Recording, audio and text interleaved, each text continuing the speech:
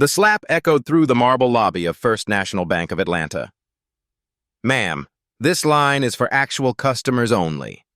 The welfare office is 3 blocks down on Martin Luther King Boulevard." Brittany Walsh's hand had moved faster than her judgment. The sharp sound of palm against cheek made every customer in the lobby turn and stare. Zara Johnson stood perfectly still, her face stinging but her expression unchanged. She wore faded jeans and worn sneakers. Her old backpack hung from one shoulder. She didn't touch her reddening cheek, didn't step backward, didn't raise her voice. Brittany's manicured finger pointed dismissively toward the glass doors. "Security! We need this person removed immediately!" Tyler Martinez pulled out his phone, hands shaking with adrenaline. This was about to explode across social media.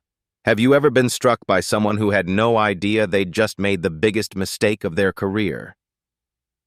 Tyler hit the Instagram Live button. The screen showed 3 viewers as he angled his phone toward the counter. "Y'all see this?" he whispered into his device. "This crazy teller just slapped a customer. I got it all on camera."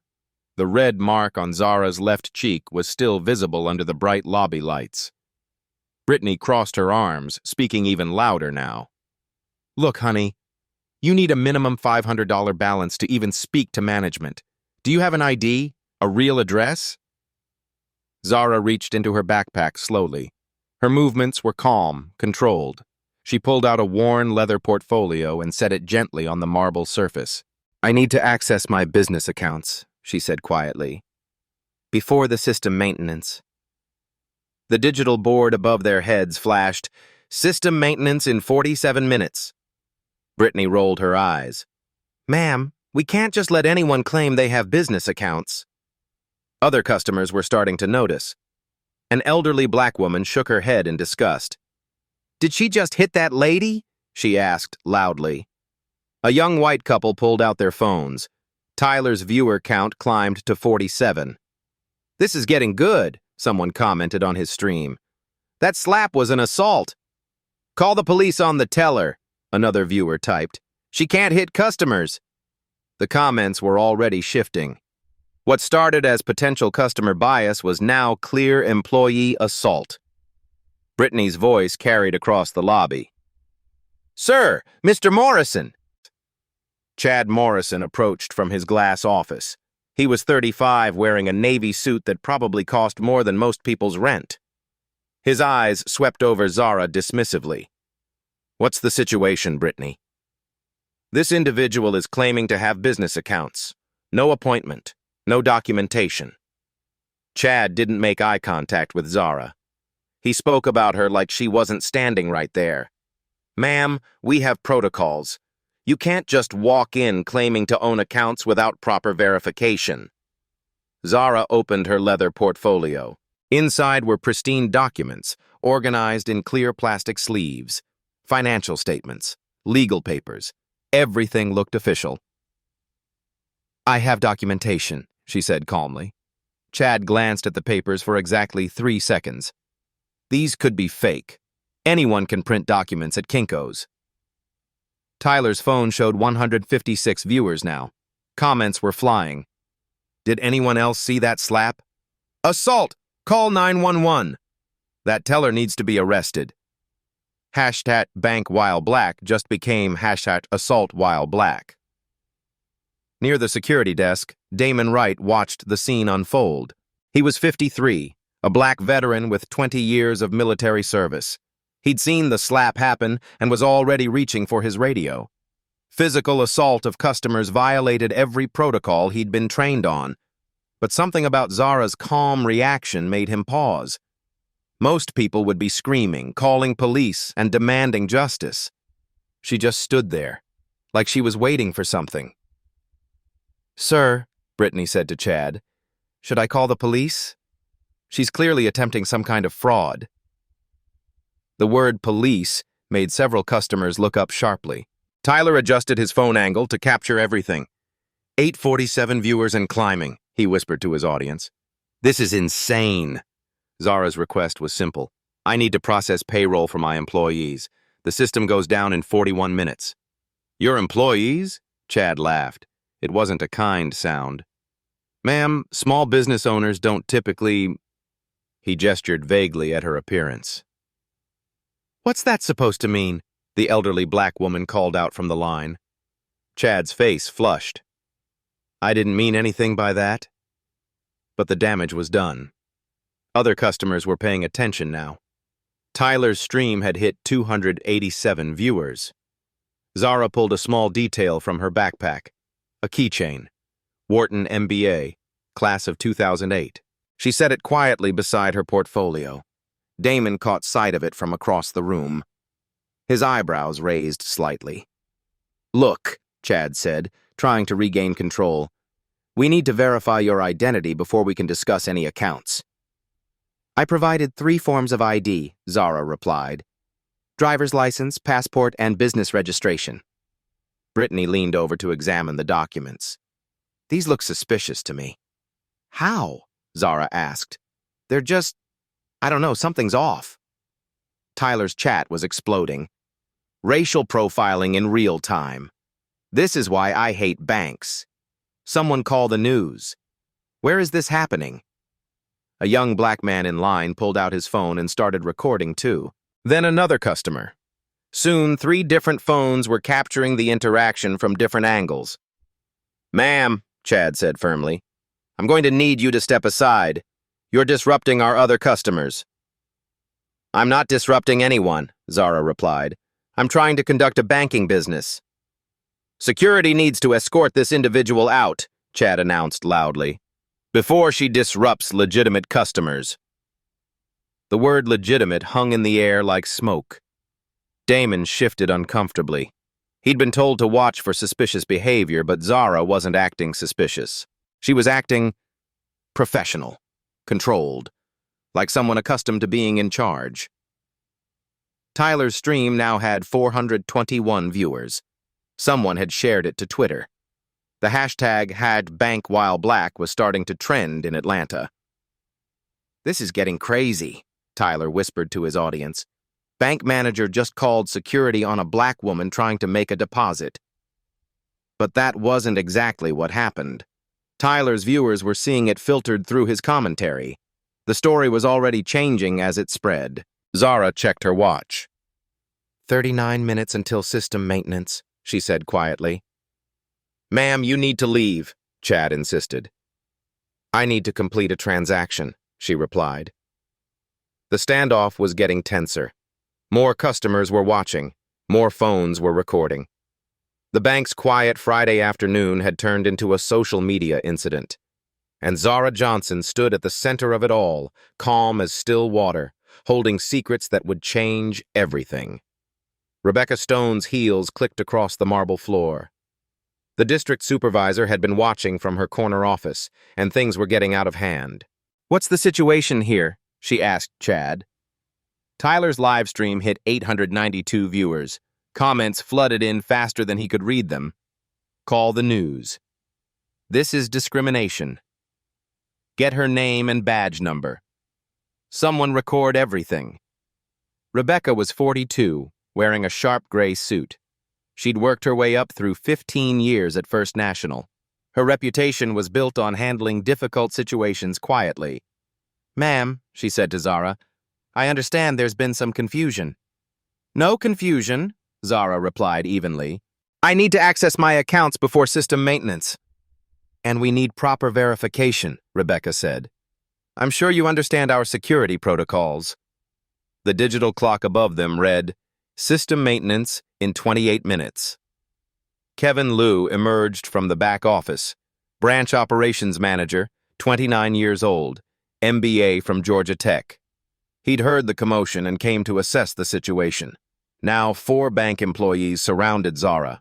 Brittany, Chad, Rebecca, and Kevin formed a semicircle around the counter. Tyler adjusted his phone angle. Y'all, this is wild. 4 employees versus 1 customer. His viewer count, 1,247. Ma'am, Kevin said, we're going to need you to step away from the counter. I haven't finished my transaction, Zara replied. What transaction? Brittany interjected. You haven't proven you even have accounts here. A customer in line spoke up. She showed you 3 forms of ID.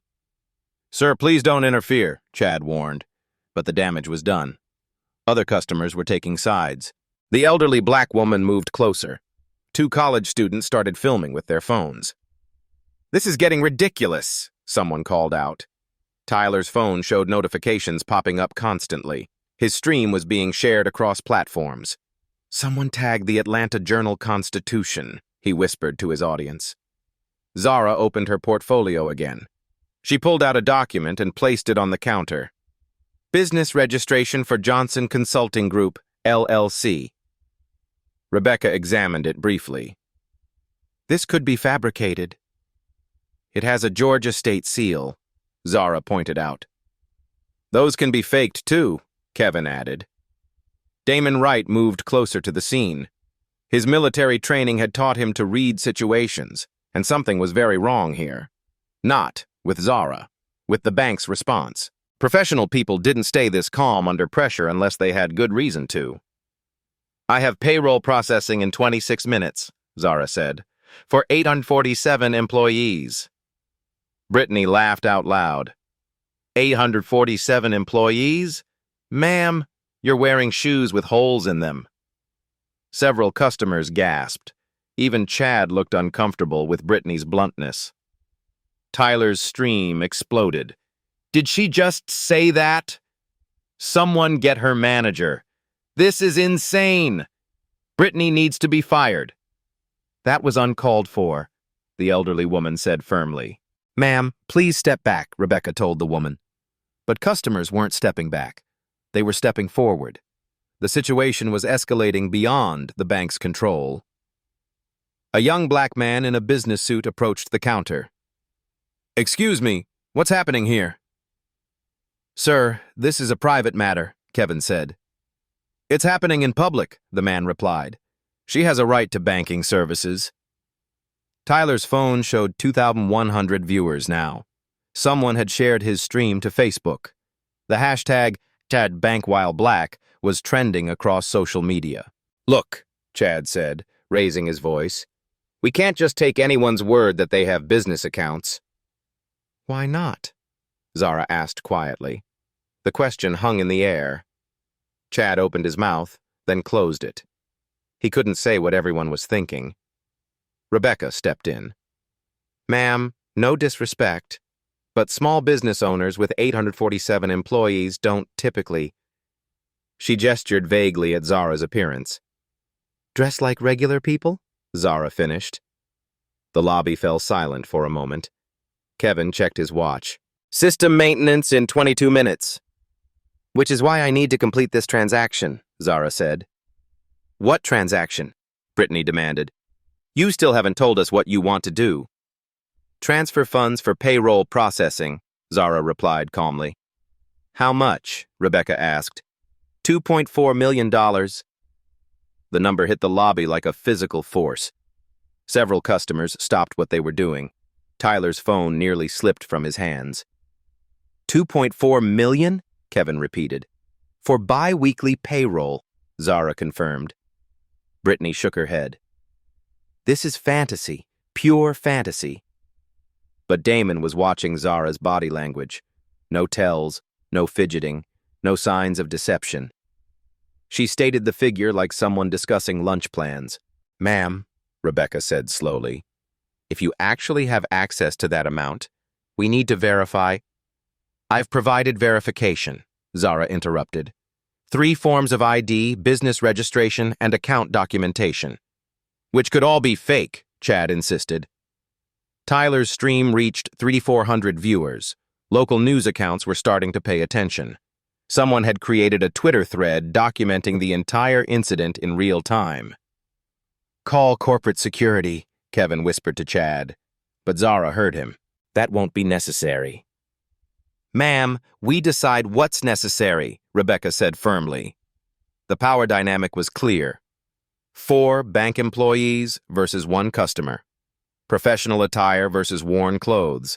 Authority versus individual. Except Zara didn't look defeated.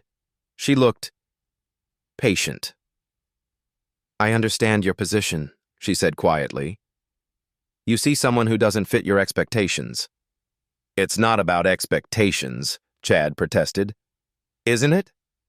Tyler's chat was moving too fast to follow. She's handling this perfectly. They're digging their own graves. Someone call the ACLU. This is going viral everywhere. A new customer entered the bank. Middle-aged white man in an expensive suit. He walked straight to the VIP counter without question. See, Brittany said to Zara. That's how legitimate customers behave. The contrast was deliberate and devastating. Damon had seen enough. He approached the group slowly, hands visible, body language non-threatening. Excuse me, he said to Rebecca. Ma'am, I think we should— Damon, please step back, Rebecca interrupted. We have this handled. But they didn't have it handled.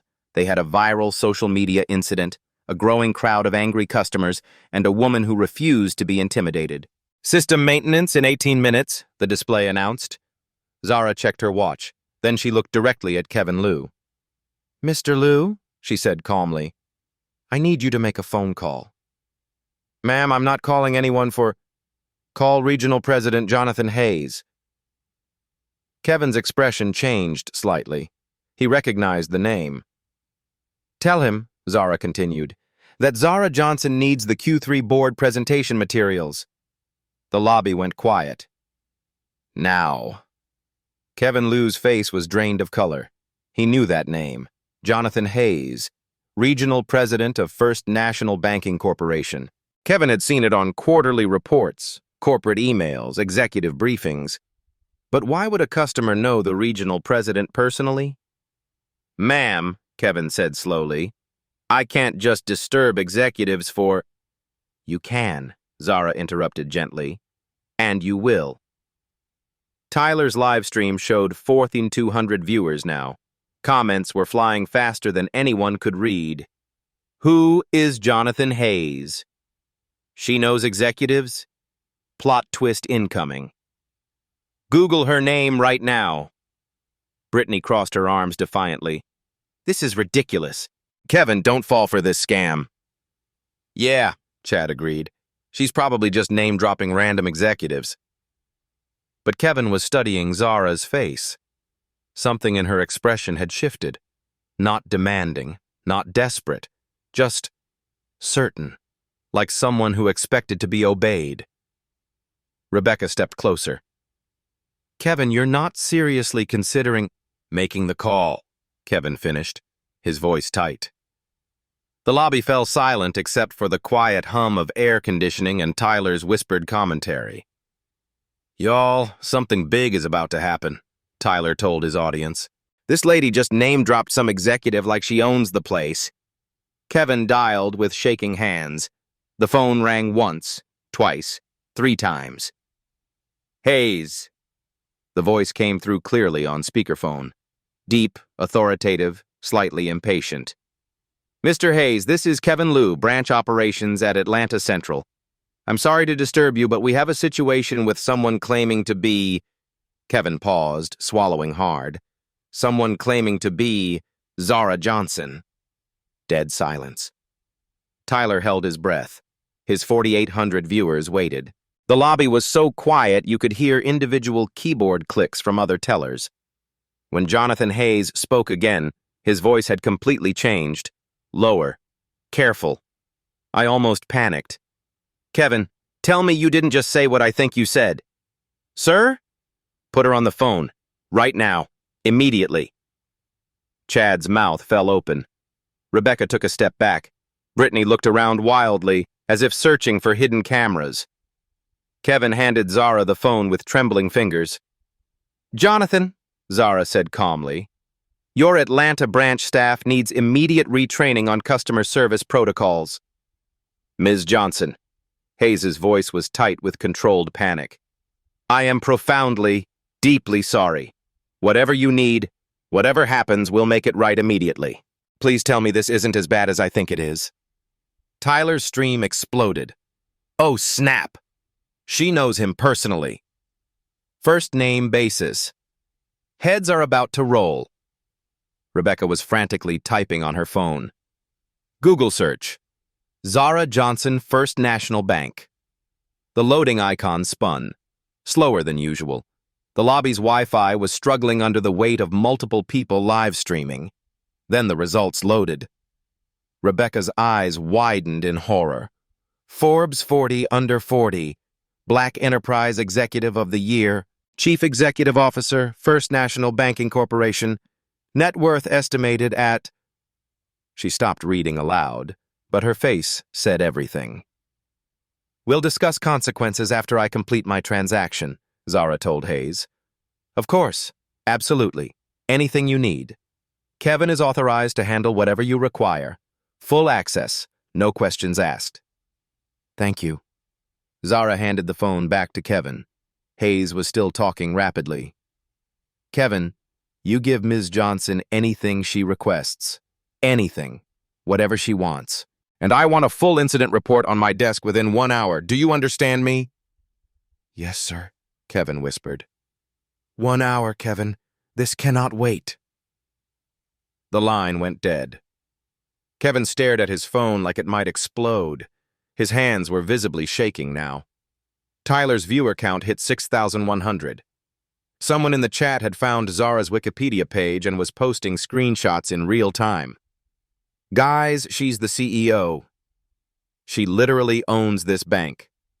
Brittany is so fired. This is better than Netflix. But Brittany was still in complete denial. This is some elaborate scam. People can fake phone calls, voice imitators, technology. You think someone hacked into Jonathan Hayes' direct line? Zara asked quietly. Brittany had no answer for that. Zara reached into her backpack again. This time she pulled out a small device, professional-grade digital recorder with LED indicators showing active recording.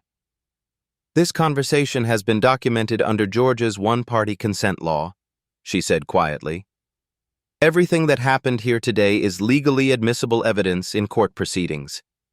Rebecca was still reading her phone, her voice shaking as she read aloud. Chief Executive Officer, $847 million annual revenue, majority shareholder, youngest black woman to lead a major banking corporation. Chad grabbed Rebecca's phone and read over her shoulder. His face went completely white. Wait, he said slowly, his voice barely audible. She actually owns this bank? 51.3% voting control, Zara confirmed casually. Damon Wright had moved closer during the commotion. He'd heard enough to understand exactly what was happening. His military instincts had been absolutely right. Ma'am, he said to Zara, approaching respectfully, I sincerely apologize for my colleague's unprofessional behavior. Zara nodded at him with genuine respect. You handled yourself with dignity, Mr. Wright. I noticed that. The fact that she knew his name sent another shockwave through the group. How long had she been watching? How much did she know about each of them? Tyler was practically whispering into his phone now. Y'all, I think this lady literally owns this entire bank. My chat is going absolutely crazy with screenshots of her Wikipedia page. More customers had gathered around the scene. Word was spreading through the lobby like wildfire. Phones were out everywhere, creating a forest of recording devices. Kevin found his voice, though it cracked slightly. Ms. Johnson, how can we... What do you need us to... Complete my transaction, Zara said simply. Transfer $2.4 million for bi-weekly payroll processing, same as I requested 20 minutes ago. Kevin's fingers flew over his keyboard now. Account lookup, executive access codes, VIP customer protocols he'd never actually used before. Johnson Consulting Group, LLC, he read aloud, his voice growing stronger as he found familiar ground in banking procedures. Current account balance. His voice caught in his throat. $14.7 million. Brittany actually staggered backward, grabbing the counter for support.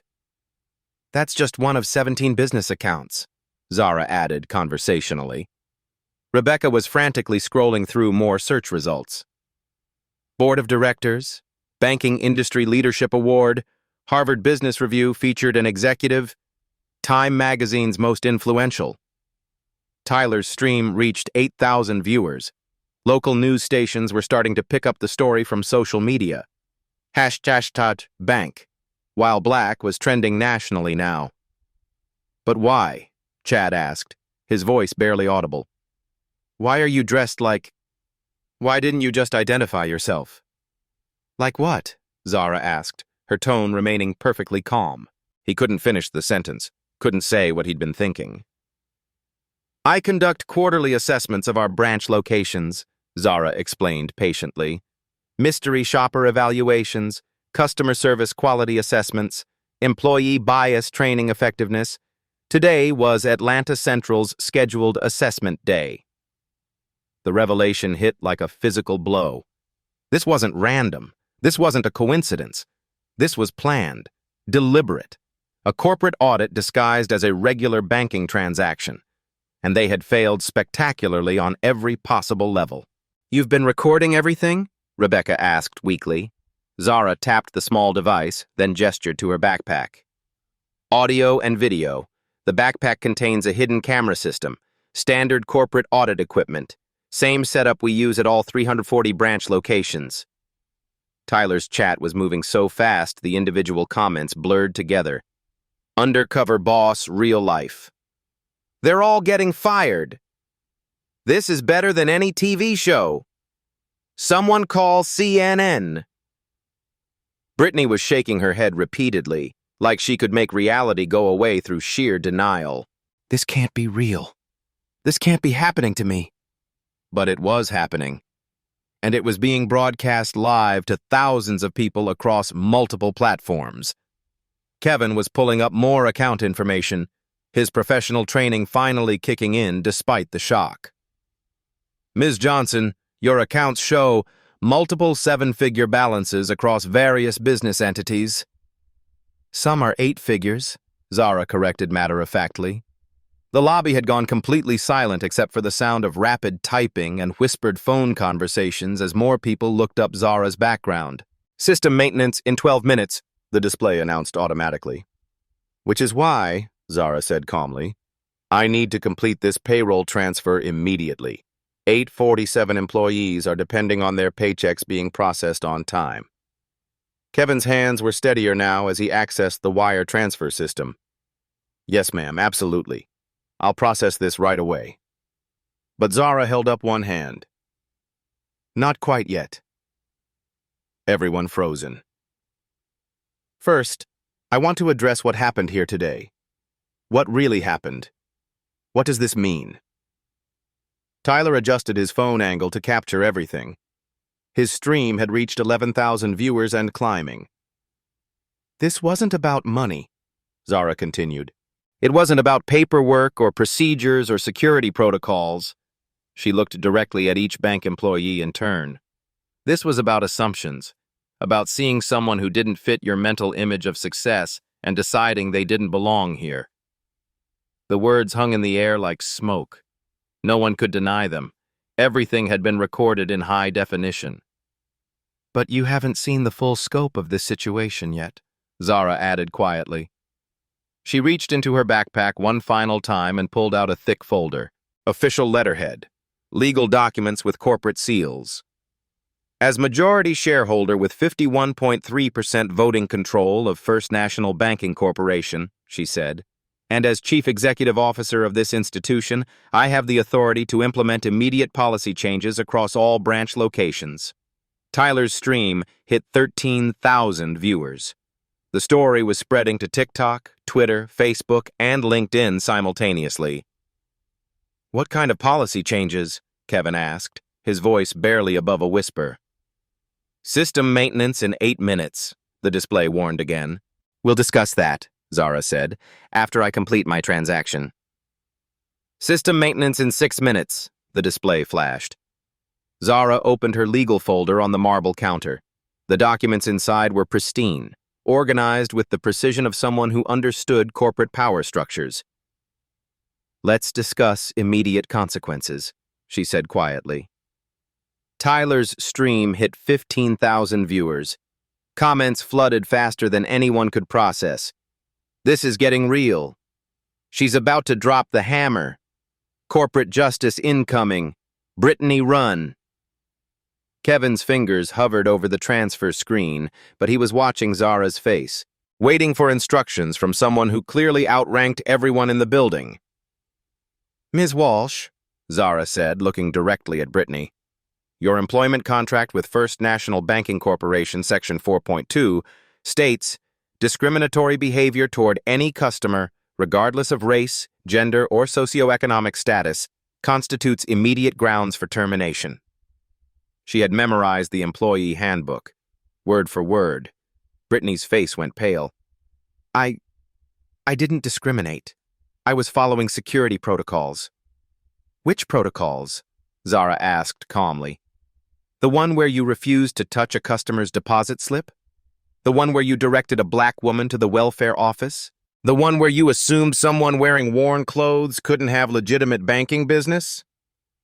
Each question hit like a physical blow. Brittany had no answers. Those aren't protocols, Zara continued. Those are personal biases manifesting as discriminatory actions. Rebecca stepped forward desperately. Ms. Johnson, I'm sure we can resolve this through retraining. We're past retraining, Zara interrupted. This represents systematic failure across multiple management levels. She pulled out a specific document, legal letterhead with corporate seals. First National Banking Corporation, total assets, $2.4 billion, 340 branch locations, 12,000 employees, 2.3 million customers across 6 states. Real numbers, precise figures, corporate scale that puts individual jobs in perspective. Mr. Morrison, she addressed Chad, as branch manager, you're responsible for customer service culture. Management Handbook, Chapter 12. Assume positive intent, verify respectfully, de-escalate conflicts. Chad's voice cracked. I was trying to support my team by escalating a situation that should have been resolved in 30 seconds, Zara finished, by allowing racial bias to drive decision-making, by creating a hostile environment for a customer. Tyler's audience was hanging on every word. She knows every rule. They're getting destroyed. This is legal expertise. CEO mode activated. Ms. Stone, Zara turned to Rebecca, district supervisors are evaluated on branch performance metrics. Your quarterly review is scheduled for next week. Rebecca's hands were shaking. Yes, ma'am. How do you think this incident reflects on your leadership effectiveness? No answer.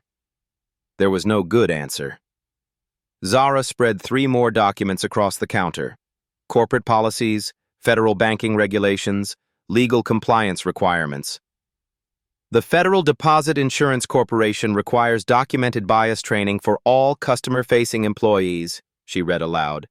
Annual compliance certifications, mystery shopper evaluations, incident reporting systems. Kevin was frantically taking notes now, trying to keep up with the legal requirements. Current compliance status for Atlanta Central Branch? Zara asked. Kevin checked his computer. Last bias training was 18 months ago.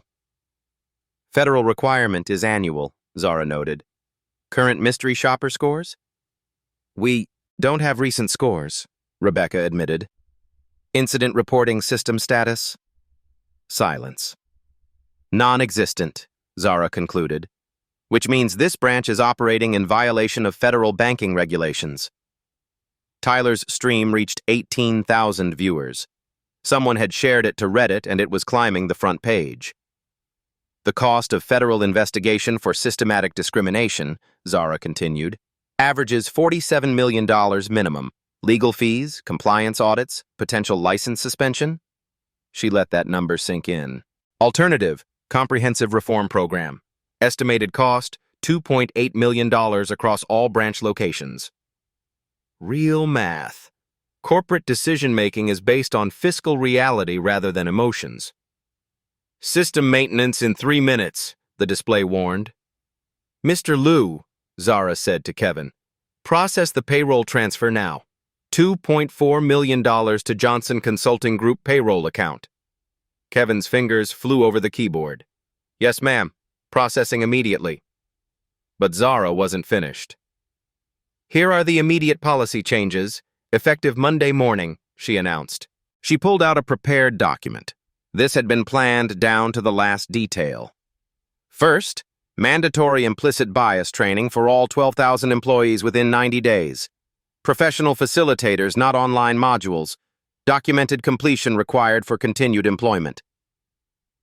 Brittany was quietly crying now, understanding her job was over. Second, monthly mystery shopper program implementation. Anonymous customers will evaluate service quality with specific focus on equity and inclusion. Results tied to management performance reviews.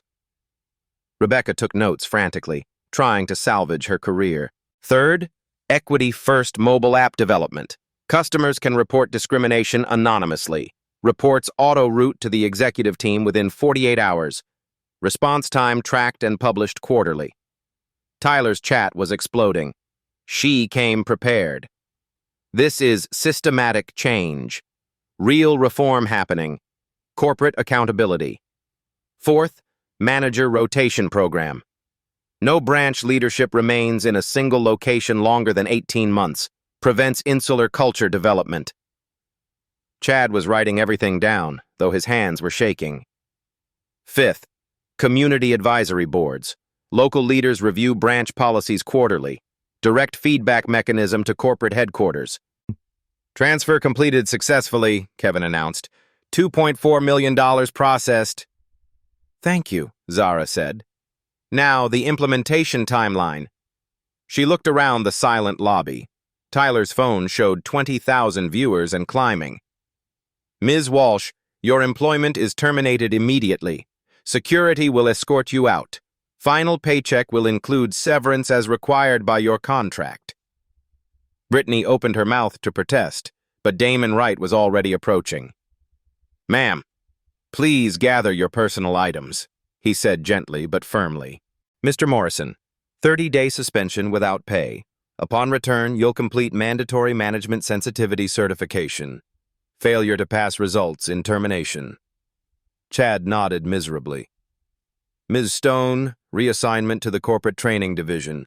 Effective demotion, but employment maintained contingent on successful program implementation." Rebecca looked relieved despite the demotion. She still had a job. "Mr. Liu, formal reprimand in your personnel file. You'll oversee local implementation of these changes. Consider it a development opportunity." Kevin straightened slightly. This could actually advance his career if he handled it well. Implementation deadline, 90 days, Zara concluded. Progress reports due weekly.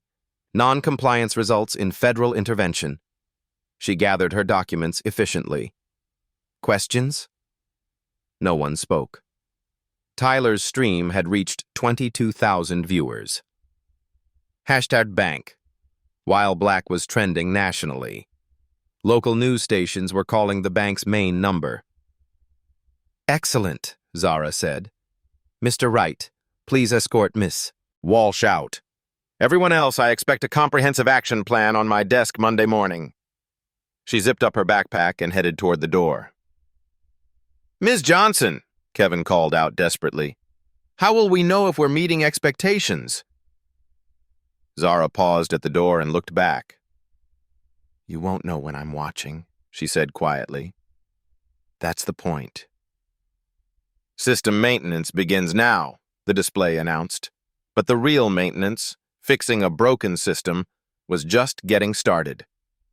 Tyler ended his live stream as Zara walked out the door. His final comment to 24,000 viewers: "Y'all just witnessed history." 3 months later, the Atlanta Journal-Constitution ran a front-page story. "Banking While Black: How One Incident Changed an Industry." The video had been viewed 12.3 million times across all platforms. #bank While Black became a case study in business schools nationwide. But more important than viral fame were the measurable changes. Jonathan Hayes stood at the podium of the Atlanta Press Club, facing 24 reporters and camera crews. "First National Banking Corporation failed Ms. Johnson and our community," he said directly. We accept full responsibility and have implemented comprehensive reforms. Behind him, a PowerPoint slide showed concrete results. 12,000 employees completed bias training. 340 branches underwent mystery shopper evaluations. Customer satisfaction increased 23% across all locations. Real numbers, verifiable progress. The Equity First mobile app launched last month, Hayes continued. We've received 847 anonymous reports and responded to 100% within 48 hours. In the audience, Zara Johnson sat quietly in the back row. She wore a sharp business suit now, her CEO attire reflecting her public role, but she listened more than she spoke. Questions? Hayes opened the floor. A reporter from WSB-TV raised her hand. What happened to the employees involved in the original incident? Brittany Walsh's employment was terminated per company policy. Chad Morrison completed sensitivity training and remains on probation. Rebecca Stone now leads our corporate training division. Kevin Liu received a promotion to Regional Customer Experience Manager. The consequences had been swift but proportional. Termination for the worst offender. Rehabilitation for others who showed capacity for change. The $5 million Diversity Initiative Fund has awarded grants to 23 local organizations, Hayes added. Community advisory boards are operational in all 6 states. Damon Wright now headed branch security training across the Southeast region. His military background and moral instincts made him perfect for teaching others to recognize the difference between genuine security concerns and unconscious bias. 6 months ago, I almost made the biggest mistake of my career, he told trainees at orientation sessions.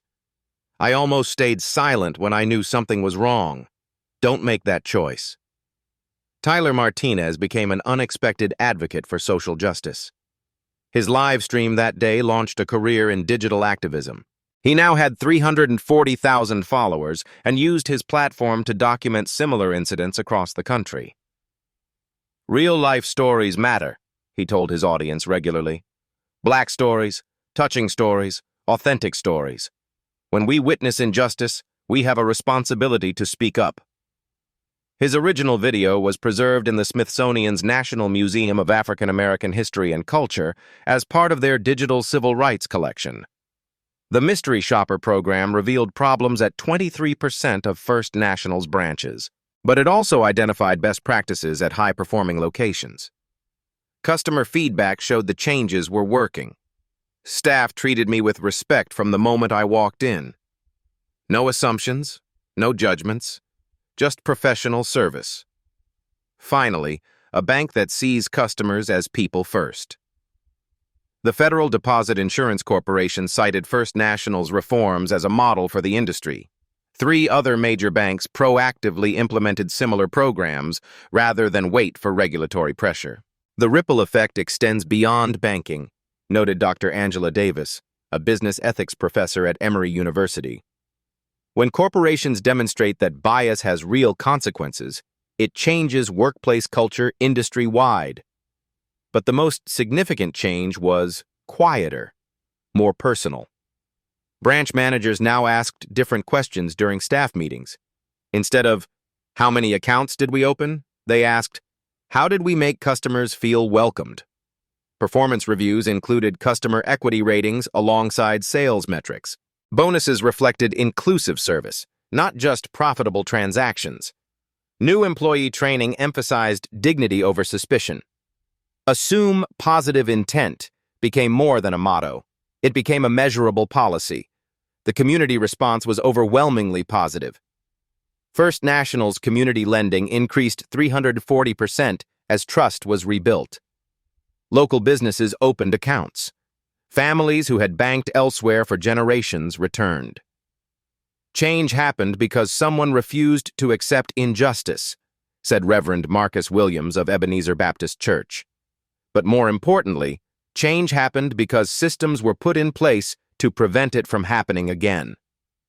6 months after the incident, Zara conducted another unannounced visit to the Atlanta Central branch. This time, she dressed professionally. Business suit, corporate ID visible. She wanted to test normal service, not biased responses. Kevin Liu greeted her personally. "Ms. Johnson, welcome back. How can we assist you today?" The transformation was remarkable. The staff moved efficiently but respectfully. Customers of all backgrounds received equal attention. The atmosphere was professional rather than judgmental. "Excellent work," she told Kevin privately. "This is what banking should look like." The intellectual victory had produced lasting change, not through anger or confrontation, but through strategic thinking, legal leverage, and systematic reform. Sometimes the most powerful response to discrimination isn't emotional, Zara reflected in a Harvard Business Review interview.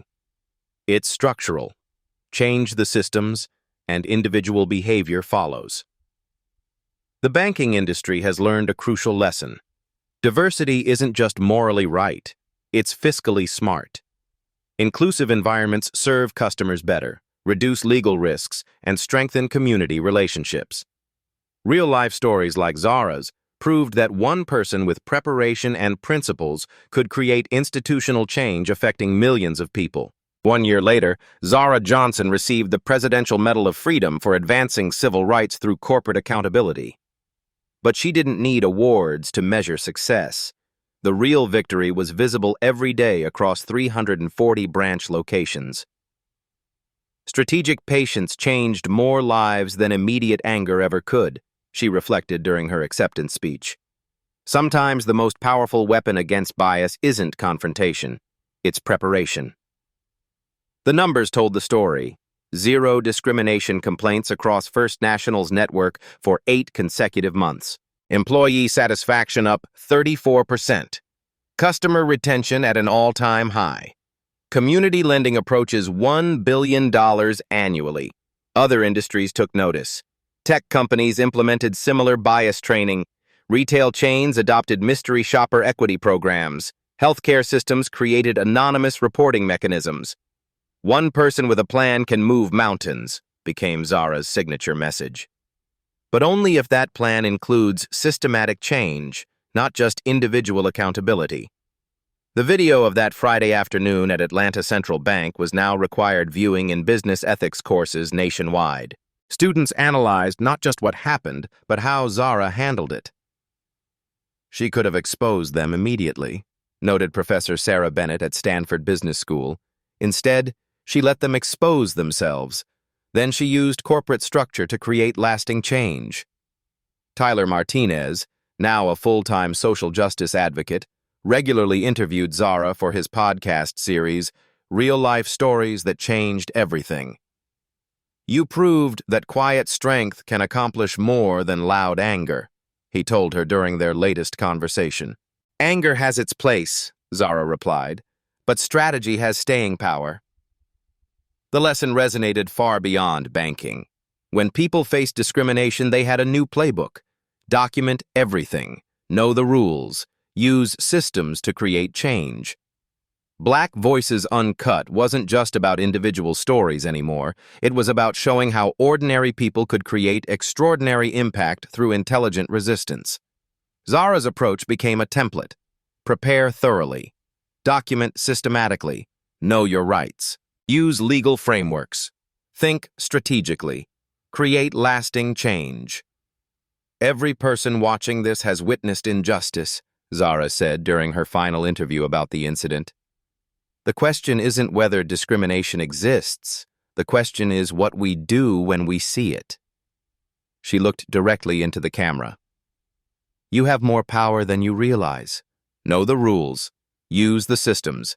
Create accountability. One prepared person can change an entire industry." The banking incident proved that individual actions could produce institutional reform, but only when those actions were strategic, not just emotional. "True power doesn't announce itself loudly," Zara concluded. "It works quietly, systematically, permanently." Have you witnessed discrimination in professional settings? Share your story in the comments below. Your experience matters. Your voice can create change. Real-life stories like Zara's prove that strategic thinking defeats bias more effectively than anger alone.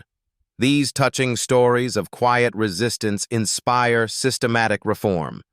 Subscribe to Black Voices Uncut for more stories of strategic resistance and institutional change.